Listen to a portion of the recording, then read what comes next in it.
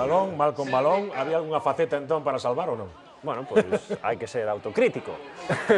Estamos a ver o Cerceda 4, As Pontes 1, con outro dos grandes protagonistas da xornada. Chámase Herbert e deu 3 pases de gol e marcou un gol. O primeiro pase, este. Así co calcaño, a remanguillé e o gol que marca Peloto. O segundo, tamén a asistencia de Herbert. O centro, coa perna esquerda e o gol marcado por Uxío. Como non está este xogador en segunda división B? Creo que... Preguntámonos moitos. Sí. O mellor as ofertas que recibiu, porque seguro que recibiu, pois non foron suficientes para abandonar un equipo onde está cómodo. Aí estamos a ver o 3-0, esa sociedade que forman Jorge Cano e Herbert.